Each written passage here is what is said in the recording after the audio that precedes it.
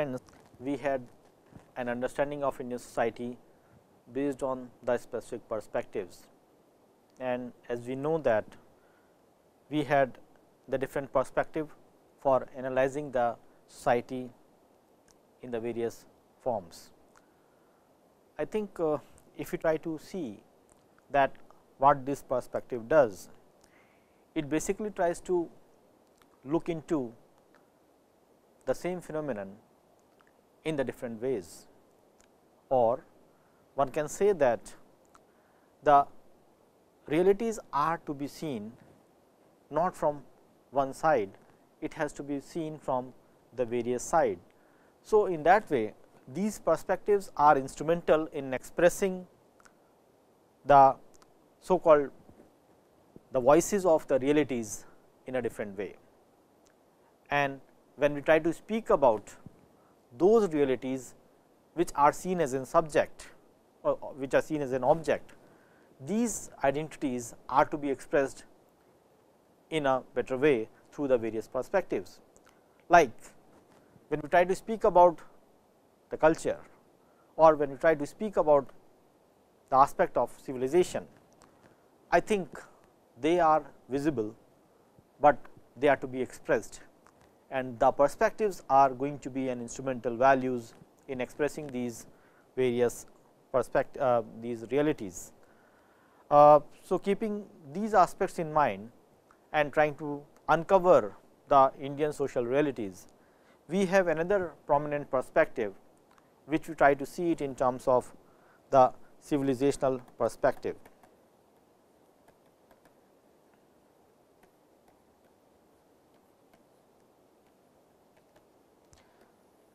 The civilizational perspective, if you try to see, is a perspective which can be of use for the sociologist and social anthropologist, because the understanding of the civilization has definitely something to do with the history, but apart from that those disciplines which also incorporate history in one or the other way also can utilize the civilizational perspective. So, in that way civilizational perspective have its own utility in terms of understanding the trajectory, in terms of understanding the history, in terms of linking the history with the present. I think these are the ways in which we can see the civilizational perspective. And in this lecture, we are basically trying to express the things in three different aspects. One of course, is trying to understand the meaning of civilization, the civilizational perspective to be more focused. The second thing was to speak about the pioneers, and in that we have two prominent persons with whom we try to link up the contribution of civilizational perspective. One is N.K. Bose and another is Surajid Sina. I think these are the people who tries to understand or use the civilizational perspective in a specific sense. We also have certain other peoples, like we have Professor B.S. Cohen also, and many other people who try to use the civilizational perspective in a specific sense. Now, to be more crisp, to be more clear about this perspective, the civilizational perspective, it stresses on the complex structures,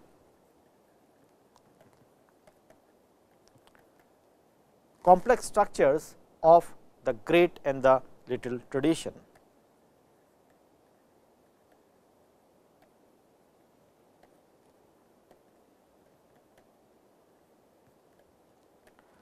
The complex structures of the great and the little traditions. It includes the study of the tribals, the rural and the urban culture, the tribal, the rural and the urban culture. So, in that way, if you try to see, it tries to cover the entire Indian society, the tribe, the rural and the urban, which are seen as the distinctive features of the Indian society. This perspective also views on the civilization as an organization of specialists. The organization of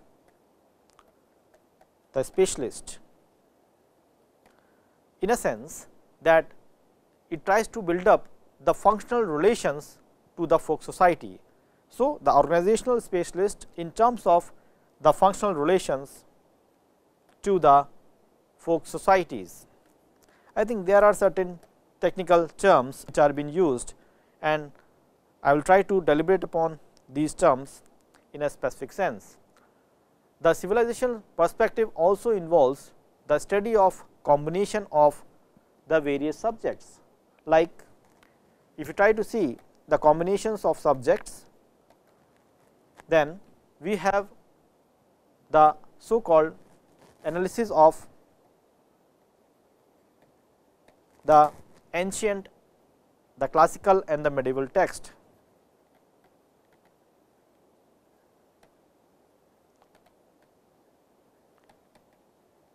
The ancient, classical and the medieval text. We also try to see that we have the administrative records, that is another important aspect.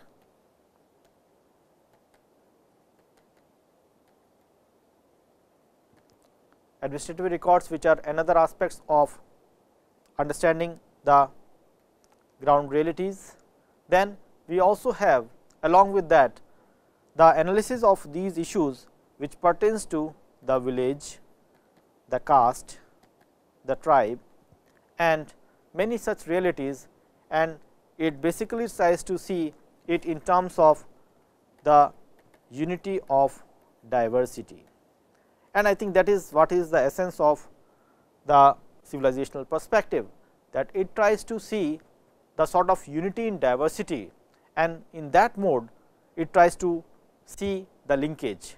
So, on the one hand the unity which has to be confirmed, which has to be retained, and on the other hand the expression of the diversities, how they can be linked to each other is an important aspect that one has to see. In order to understand the civilization, one has to see that how civilization has to be seen in a specific setting. I think as I said earlier also, like when we try to speak about the civilization has something to do with the culture, or rather I will say the various cultures in that sense as such. So, if I put it in a very brief, I think the culture which has the specific cultural traits, and these cultural traits are carried forward from generation to generation, and certain traits which are stagnant or which are going to be the repository for the future generation. At the higher end of development, we try to see it in terms of the development of a specific civilization. So, we try to see that how the things are linked, the specific culture and their smaller units, the cultural traits which are been filtered through generations, through time, and these cultural traits which are stable, which are fixed, which are going to be continued, they are accommodated in the path of development, and we try to see it in terms of an end product, that is the civilization in that sense as such. So, we are talking about that how there should be the combination of the two issues, as we said earlier also. We have on the one hand the little tradition, and on the other hand we have the great tradition. I think just to focus upon these issues, that what are the little traditions and what are the great traditions. The little traditions are basically those entities, those aspects of culture which are going to be having a parochial appeal, and these little traditions which are unwritten, undocumented, they are basically passed from one generation to another through the oral mode, and their acceptance, as I said, they are parochial. So, in terms of its spread, they are having the limited space in which they are there. And on the other hand, if you try to see the great traditions are those traditions which are seen at the macro level, maybe the national level or any bigger entity in that sense. So, the great traditions are basically those traditions which are having the wider acceptance. So, we can see that they are universal in nature, they have a universal appeal. And I think with regard to that, if you try to speak about, I think we had the significant works by Robert Redfield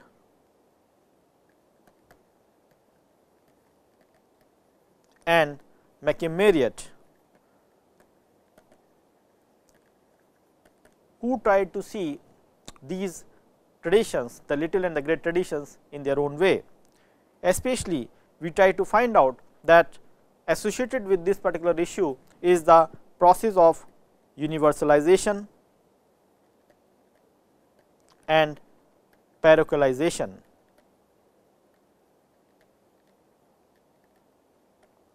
The two terms which has been used by McKim Marriott while analyzing the shift from one tradition to another.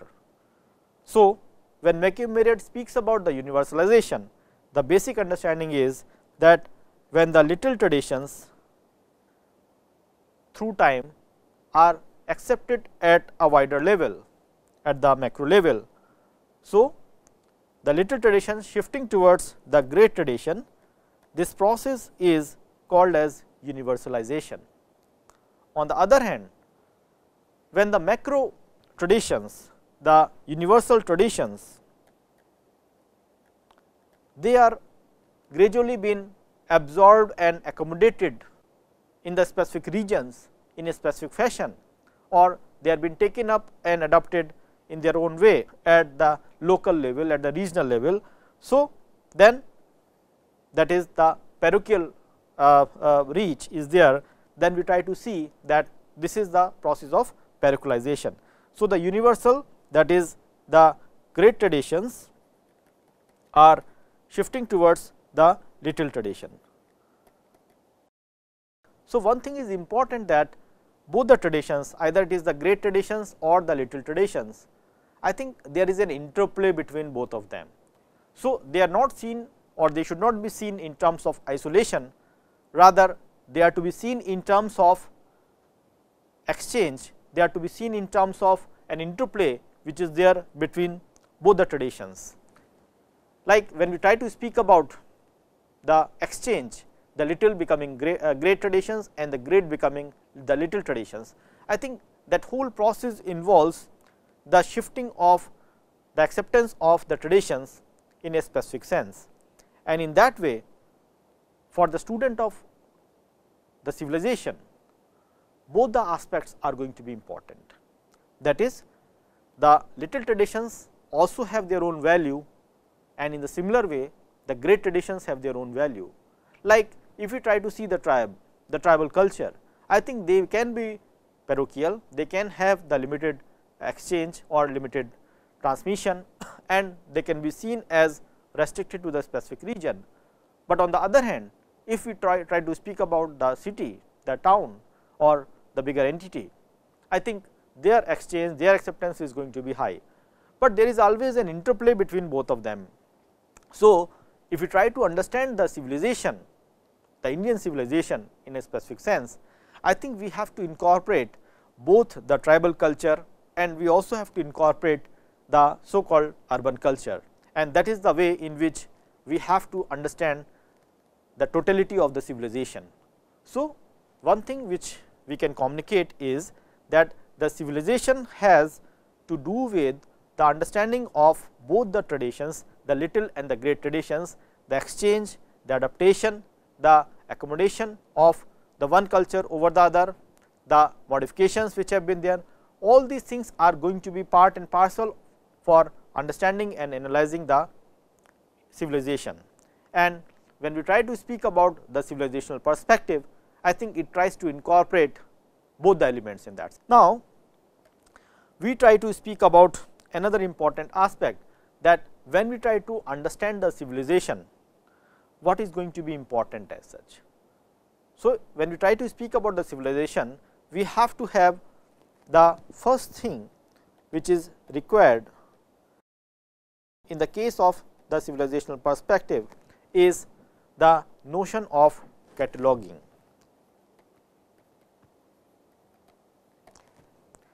The notion of cataloging is important because it tries to understand the various cultural traits, rather we can say that the cultural traits in the listed form are seen as cataloging. So, the cultural traits which are being listed, that what is the possible cultural traits that we can have, if a listing of that of course is the first step when we try to approach towards the civilizational perspective.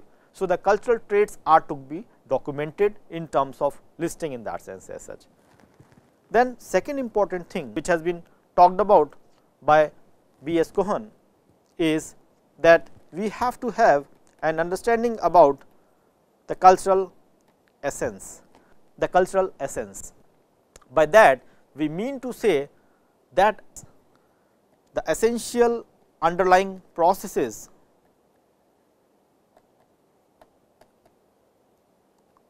of any culture are seen as the cultural essence. Means, if we have to understand that culture, we can't ignore them. So, we have to see every aspect of a culture is not to be covered. We have to see that aspect of the culture which of course is seen as the core, and that core is seen as an underlying process on the basis of which the specific culture is being celebrated. So, the second important aspect that one has to see with regard to the civilizational perspective is to have an understanding about the cultural essence. And the third thing is the notion of the cultural communication. The notion of cultural communication is again important because we have to take care of those enduring elements, that are transmitted from society to society. So, the cultural communication is again important because those enduring or sustaining elements of the culture, they are to be transmitted, because if the culture is not transmitted, then it is going to be died, because once it is not moving to the next generation, then we say that the culture is lost. So, the important thing in that sense of course is that the cultural communication is equally important, because it tries to understand the culture in terms of its utility, and that aspect of the culture is going to be retained in the future or in the next generation, which has certain amount of utility, and in that way we try to see the whole understanding about the civilization. So, the cataloging is an important aspect. We have the cultural essence, we have the cultural communications. So, if we develop those things, then definitely it will lead to the formation of the civilizational perspective. Like what a civilization must be, and here Robert Redfield says that it has an identity and also having a delimitation. So, a culture has its own identity as well as it has its own delimitation in terms of the scope, in terms of the issue, and it has the notion of unity and it has a specific form. So, these are the different aspects of a specific civilization. That is when we try to speak about the civilization, how we try to understand it, that it has a specific identity, it has the delimitation in terms of time frame, in terms of span, in terms of space, it has an element of unity across the various cultures, and it has a specific form, and in that way the understanding of civilization can be developed. The unity of civilization has to be seen in terms of the aspect which has its own substantial qualities.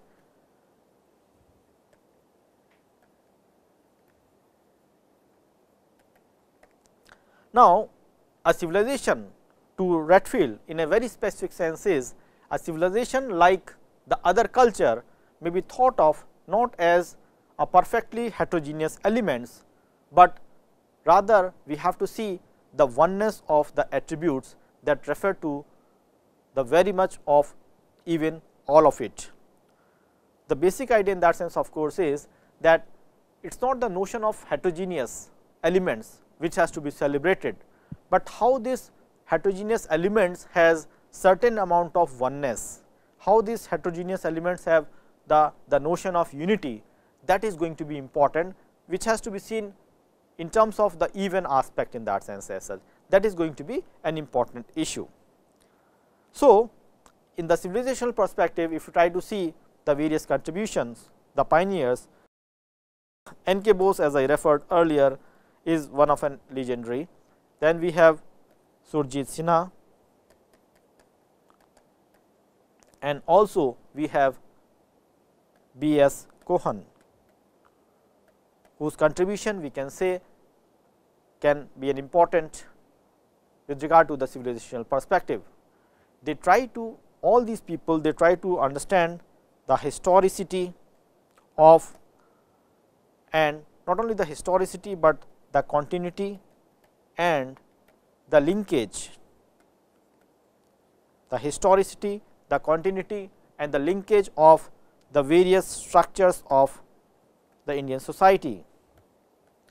So, when we try to see the various structures which are based on the specific cultures, they are to be seen in terms of the historicity, in terms of their continuity and in terms of their linkage. If that is there, we are trying to see these assemblage of structures in terms of a bigger entity, which we try to call it as the civilizational. Now, let us try to speak about the contribution of N.K. Bose. Of course, Nirmal Kumar Bose was a legendary when we try to see the civilizational perspective. He was born in Bengal in the earlier phase. He was being seen as a person who tried to equally measure the pursuit of science and the service of humanity.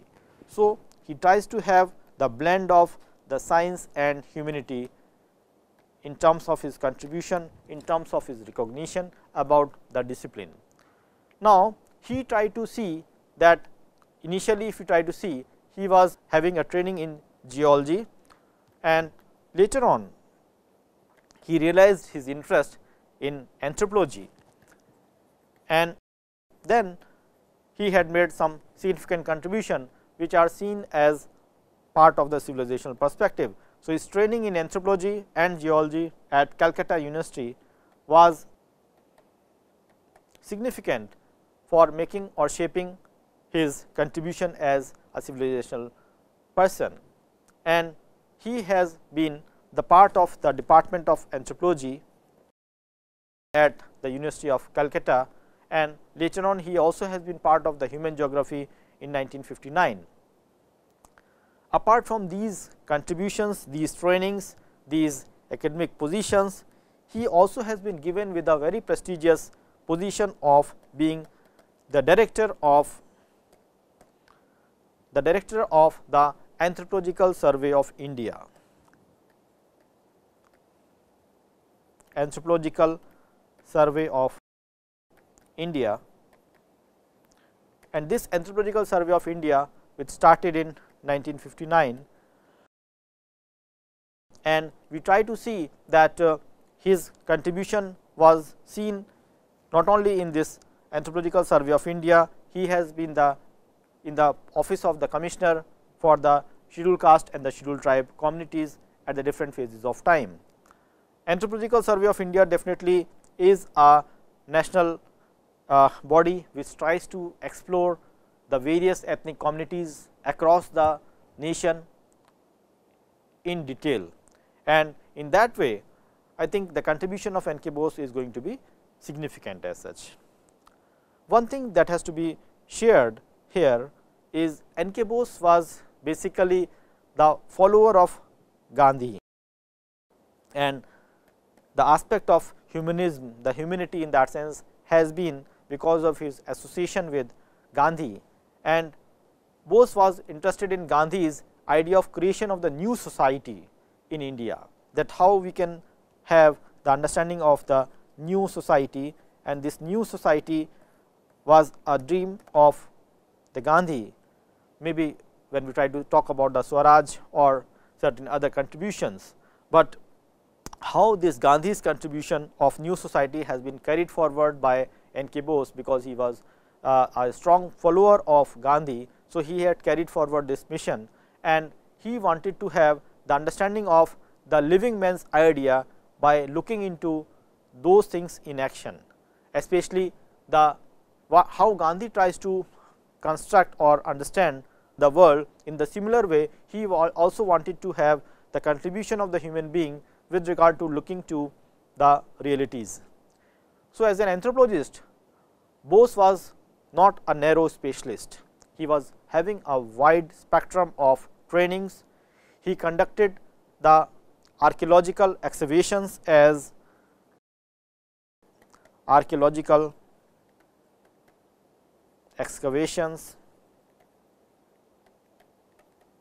at Mayurganj. So, in that way his training as an archaeologist, as an anthropologist was going to have the significant real outcome. Bose wrote much on Bengali and English rather than trying to restrict it to some other regional languages.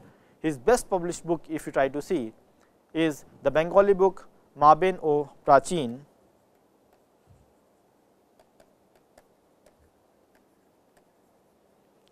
It was basically in Bengali, so having its restricted outcome, but another significant work which we try to rate is the Hindu Samajer Gadan, that was seen as one of the landmark with regard to his contribution towards anthropology and social anthropology proper.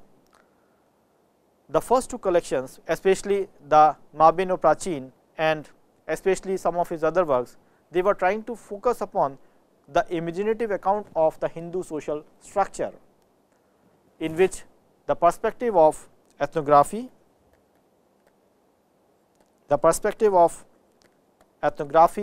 Indology and the history were combined together. So, we see that how he was trying to blend upon or have a synthesis of the various issues. So, ethnography, Indology and history, how they are to be combined to have a better understanding about the civilization. And I think that combination is going to be important, because that is the way in which we can have the real understanding about the Indian civilization. Now, Bose also has written the significant works with regard to the temple architecture.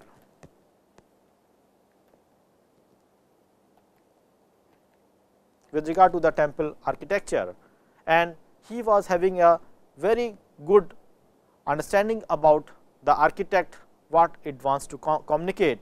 Especially he wrote on the professional skill technology, and also he tries to understand the skill technology, especially with regard to the shifting cultivation,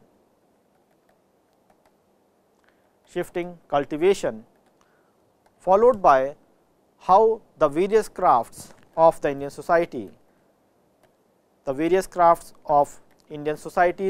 are to be seen in terms of combining together. Like pottery is one, which he tries to see that it has its spread in the various regions, especially Odisha, West Bengal and part of Bihar, and even it has its spread in the neighboring places going to Bangladesh and certain other regional territories.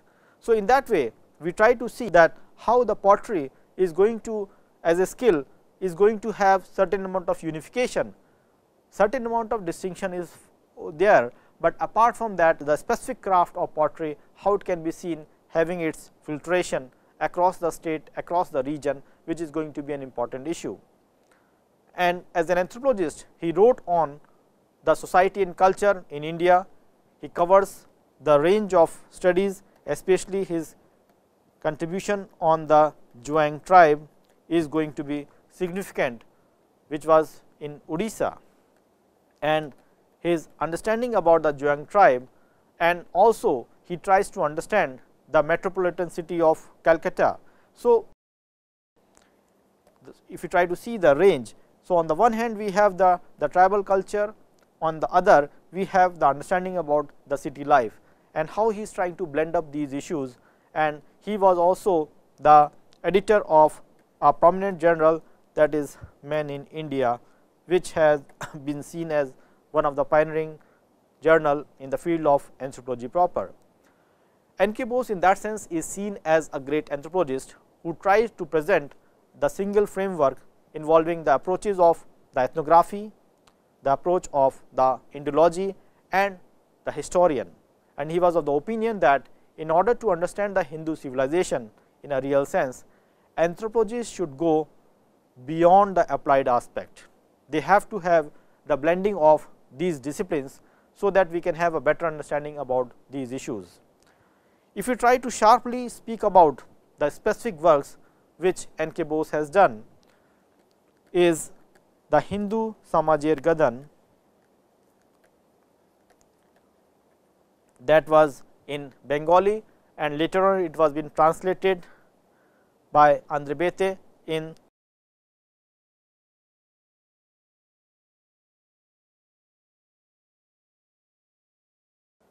the structure of Hindu society. Another work is the studies on Gandhism, because he was the follower of Gandhi. So, another important contribution was the studies on Gandhism, and then he has also the work related to cultural anthropology, that was his area of interest. And another significant work which he tries to speak about is peasant life, which is trying to see in the Indian society in unity and diversity, peasant life in India in terms of a study in unity in diversity.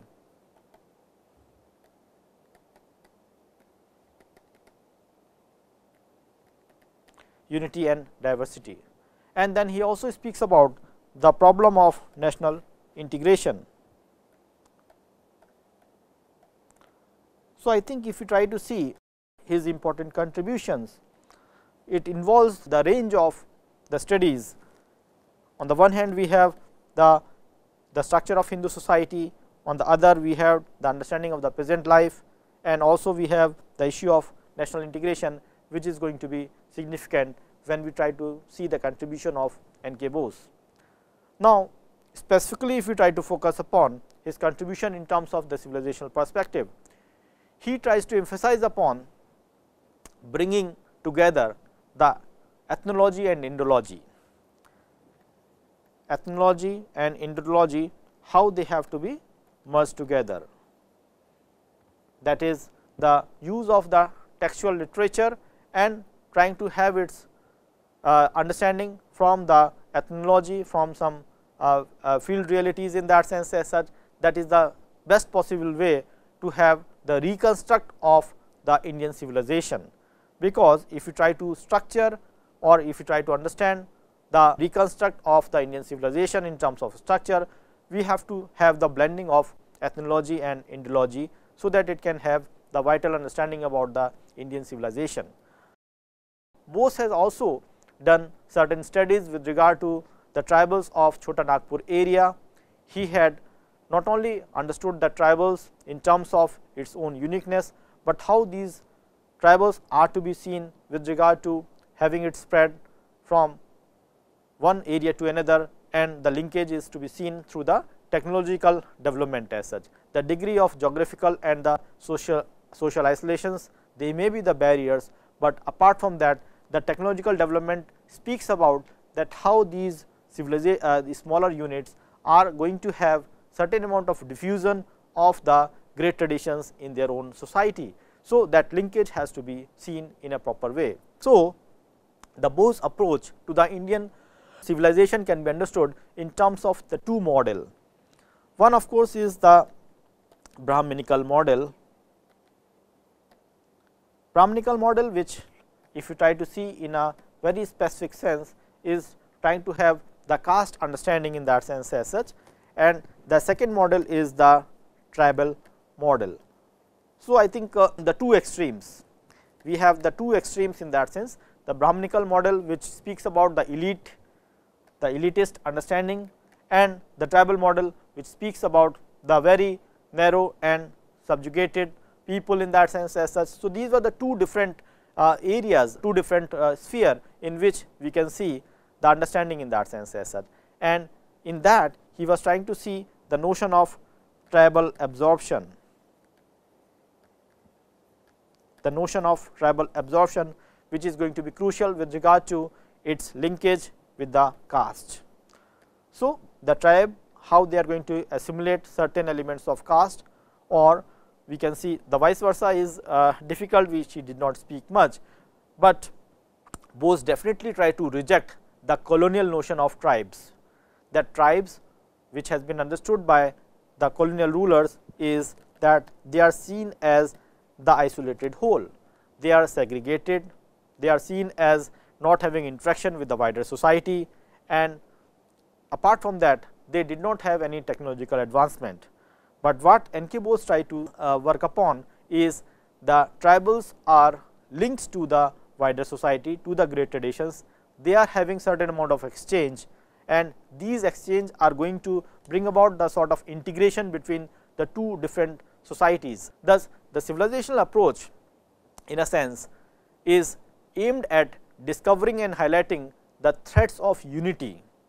It is basically highlighting the threads of unity which are been represented in terms of binding the various ethnic groups, binding the various ethnic groups.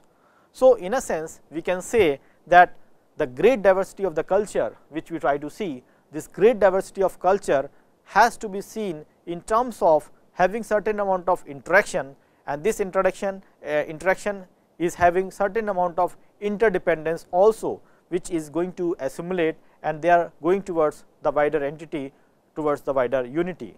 So, the two important features if you try to rate about the civilizational perspective is the unity among its component units, the unity among the various component, that is important, unity among the component unit, the smaller units, how they are composed and how they are connected in that sense as such. And another of course is the issue of distinctiveness, the distinctiveness from the other civilization. So, you have on the one hand the unity, and on the other hand you also have the distinctiveness. So, both the things are going simultaneously in that sense as such. So, we have the unity aspect also and we have the distinctiveness also. So, civilization should not be seen as a sort of the uniformity, rather it should be seen as a process which involves the multiple units which are coming together, assembling together, and they are going along, and in that way we try to see his contribution which become significant. Like when he tried to speak about the Zhuang tribes, especially he was trying to link up that how we have that non-Aryan communities which were falling broadly within the Hindu fold, but on the other hand we try to see that the Zhuang has started worshipping the Hindu goddess, and this is trying to speak about the linkage of the Zhuang tribes with the Hindu fold. So, we have that the so called non-Aryan communities, they are not to be seen as the segregated peoples, they also were trying to have certain resemblance, they also were trying to understand, or they also were trying to accommodate the great traditions. So, the Hindu goddess worship was being carried into the Zhuang tribes, and that speaks about the linkage between the tribe and the wider culture, basically the Hinduism. Then we also try to speak about certain other issues, that Bose has also tried to speak about certain other tribes of Chota Nagpur, especially the Mundas and the Orans.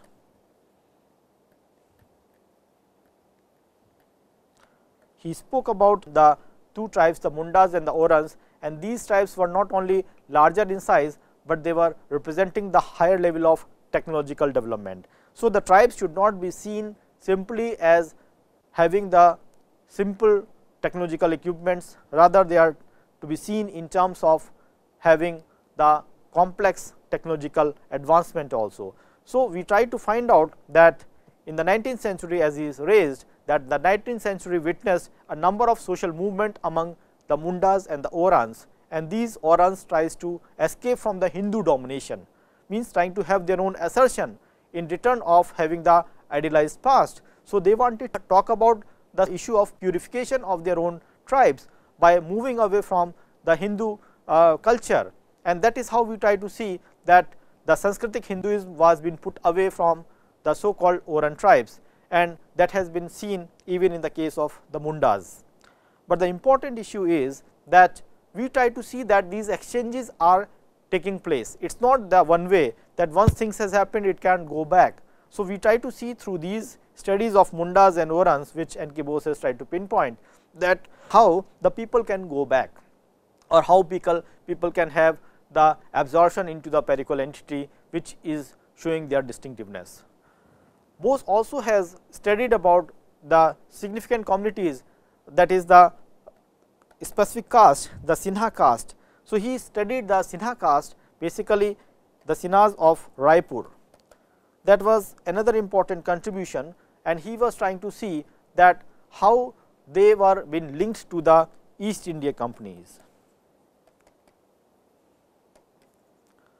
how the Sinhas were linked to the East India company, and later on they were going to be partner to, or they were going to assimilate with regard to the family history of Sinhas with their contribution in the as a worker, as a landowner, as a traders in that sense as such, and that is how we try to see the sort of a linkage between the Sinhas and the East India company. So, one can find out that the new economic forces which has been introduced by the British rule were basically leading to certain amount of division of labor within the caste, and the Bose contribution is to be seen in terms of that how the traditional occupations are going to be shifted, or how there is certain amount of weakening of the traditional occupations, which is been seen in the various stages.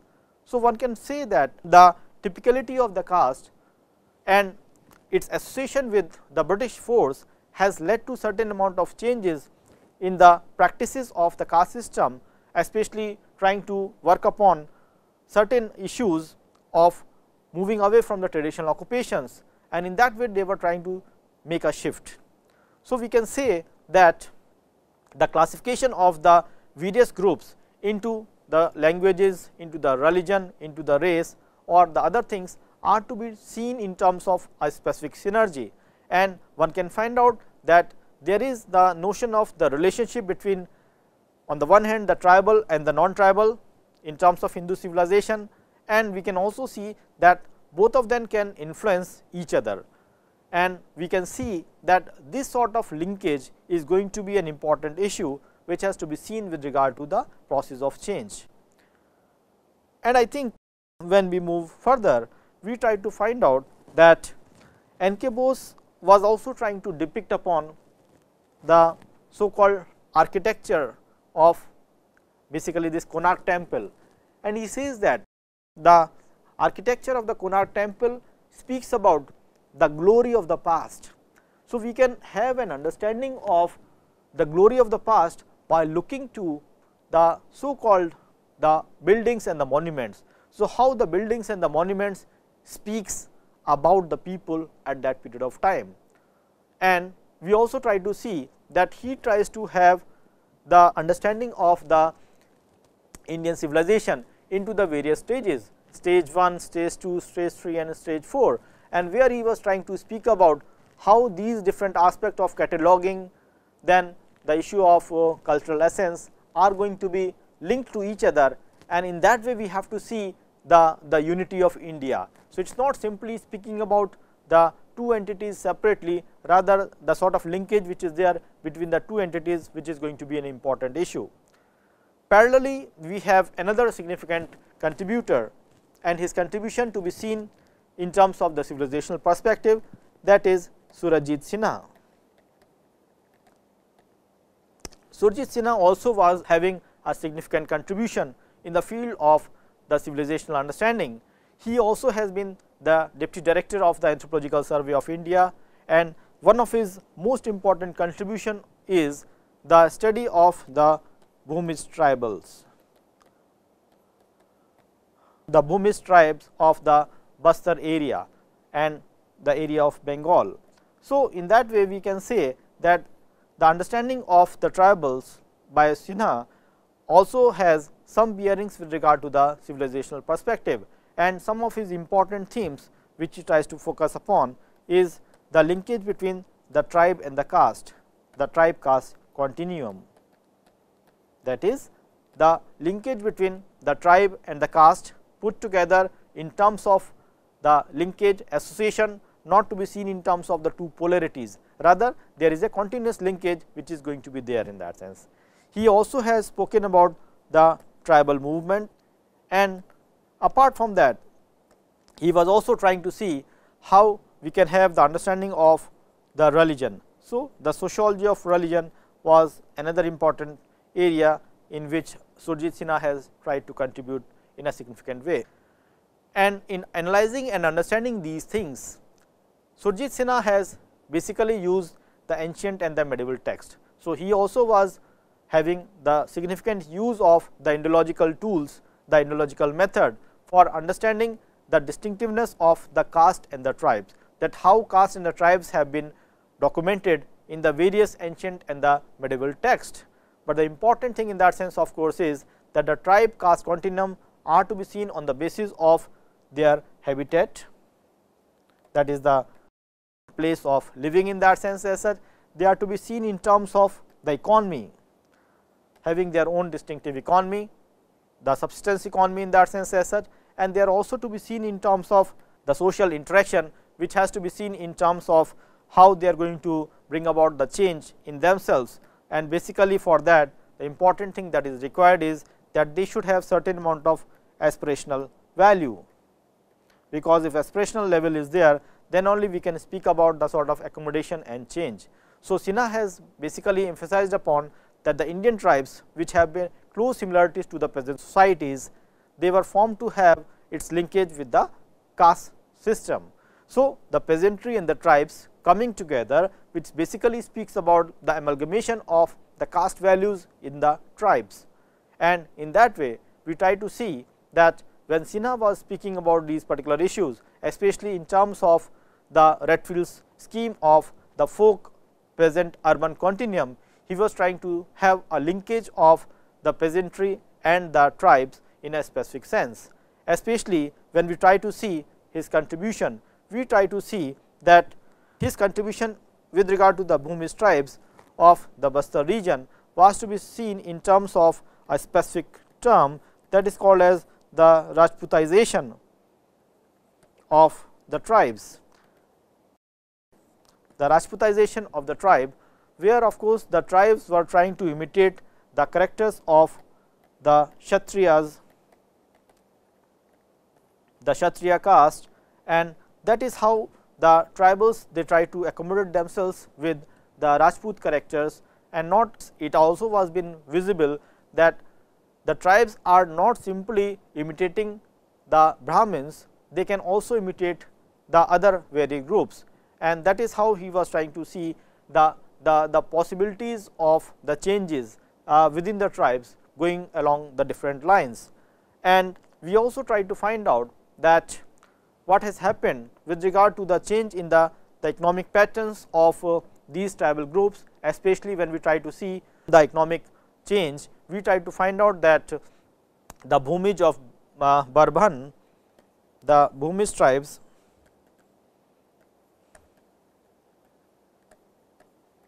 the Bhumij of Barbham, they were trying to have certain amount of isolation at some period of time, and also they were trying to show certain amount of solidarities with the wider societies. And in that way we try to see that the linkage of the Bhumij with the various caste groups was seen as an important issue, which speaks about the changeability of the tribes, and the tribes should not be seen in terms of isolation, they are to be seen in terms of their relationship with the wider society. Now, we have another important aspect which can be linked to this whole notion is that Professor Sinha was trying to have the understanding of the various problems in social anthropology, especially when we try to find out that Indian population has to be approached in the three different vantage point. The first is that the primitive group may be selected for covering should have the missing link. So, if you are talking about the specific primitive group, so these primitive groups are to be seen in terms of the selection which are having certain amount of missing links, that how and when they have evolved, how they have to have their relationship with the wider world culture in that sense as such. That is one important thing that we can see in terms of the analysis. The second important thing is the selection of the groups and their theoretical understanding, which groups are we selecting and how we can have the theoretical understanding about these particular issues. And then the third important aspect that one has to see is with regard to the anthropological study of the problem, which has to be seen in terms of the national reconstruction, which has been the dream project of N.K. Bose also. So, the notion of the national reconstruction in terms of development, how we can have the national reconstruction along with development is going to be another important issue when we try to speak about the specific tribes. Now, the point that we are trying to make out is that these tribal groups which we are trying to see having its linkage with the wider society, or the wider societies have been taken up by the tribals in a specific sense, but the basic issue in that sense is that these tribals or the wider societies, whether they have certain amount of connectivity. So, one thing is negating the what you can say the linkage of the various categories, that is one possibility.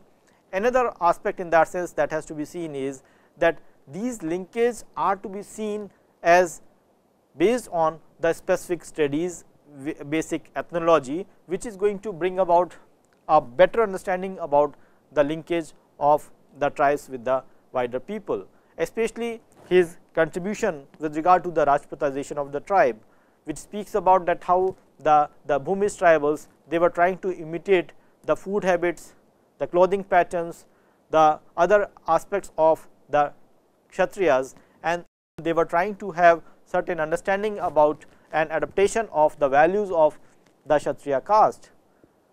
But here the important question which can be put or which can be raised is that when there is a Rajputization of the tribe, one problem that was found is that when these tribals were to go for the marriage, so they could not marry with the Kshatriyas in that sense.